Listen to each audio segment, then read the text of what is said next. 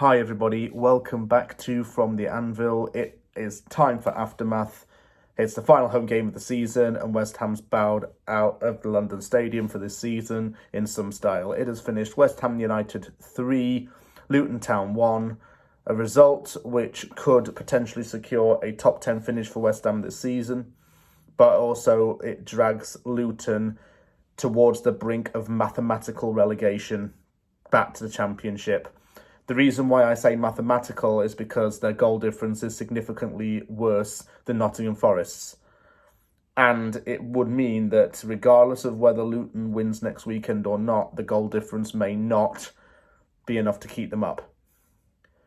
It's a shame, really, because Luton had a dream season coming up into the Premier League and they look like they're going back down again. But we're not here to talk about them. We're here to talk about West Ham and David Moyes' final home game as West Ham manager. Overall, I thought the first half was really poor, but in the second half, West Ham took a full 10 to 20 minutes to dominate the game, create a lot of chances, and get the 3 points. And there was a special mention for a certain young man today who certainly has been taking the headlines. I'll go into the team lineups. Areola in goal. Sofal, Emerson as the fullbacks, Ogbonna and Zuma as the centre-backs. It could potentially be Ogbonna's last game for West Ham, given the way he applauded the fans at the end. Souček and James Ward-Prowse as the midfield duo, with Alvarez benched, possibly because of comments that were made last week by the manager and the player. Bowen, Paquetá, Kudus, Antonio as the attack line. More or less the same kind of team. Luton took the lead after 5 minutes from Lokonga, and that's his first goal in English football. Zuma was no way near the player and everyone was sluggish in getting the ball. The whole defence just switched off, sat back. Lokonga had the free rein to shoot at the goal and score. I didn't write a lot of notes, actually, for this first half because the intensity was not there and it bored me to death. I was nearly half asleep, literally. I already get up early to watch the games as it is because of time difference, but I still nearly went to sleep in that first half. Nothing interested me about that at all.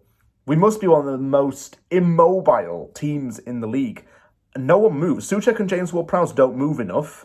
Our defence doesn't move enough. They stay where they are. The only player that was really good in the defence was Sofal because he was winning balls and heading balls and showing aerial ability. Emerson as well did a little bit of that.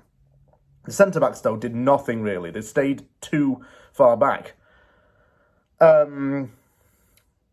Kudus was a little bit frustrating, in all honesty. He wasn't able to click, nor was Bowen, to be fair.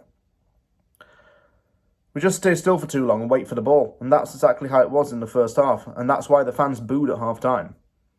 Second half started off sluggishly. No one really cared to do anything too much. I thought that Luton would throw in a few subs and boost themselves to get a second goal. They didn't, though, not at that particular time.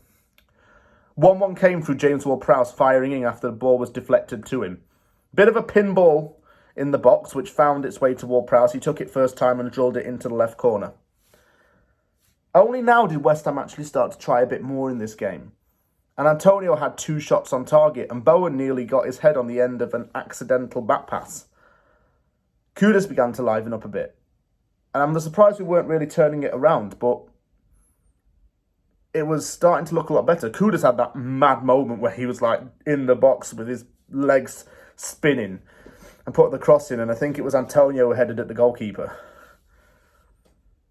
2-1 came, though, to West Ham on the 65th minute. Luton had been on the ropes a little bit, and finally they'd come undone. It was a good finish by Souček on a first-time hit, and he hit it with his left foot, drilled it into the right corner.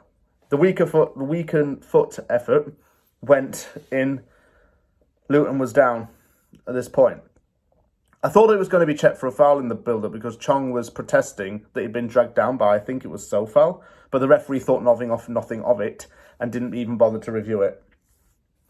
West Ham brought on George Earthy in place of Mikel Antonio, and there was a huge applause. The last time Earthy played, it was in the 2-0 loss to Fulham, and he had to come off due to a head injury that he sustained in the game. He was stretchered off the field.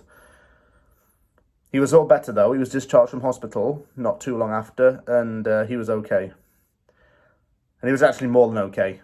67 seconds into his second ever appearance for West Ham, Earthy scored a goal. Kudus laid it off, and I saw how Earthy was quick on the ball to score. Close range finish. He's the first teenager to score for West Ham in the Premier League since Declan Rice did so in January 2019. You've got that name being mentioned in that conversation as well.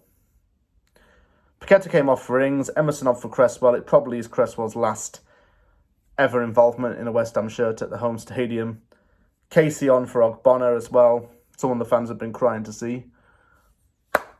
It's okay though. West Ham won the game 3-1. David Moyes applauded the fans as he left the field. I like to think he's left the club in a better position.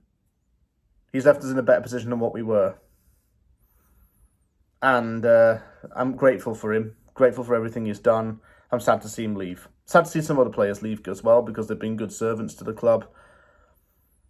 But it's been a good season overall. And, well, I say that. It's been a good way to end the season at home, shall we say. I'm just sad that it's come down to this and David Moyes is leaving. But at least he's left on a high note. And that's all he really could have ever asked for.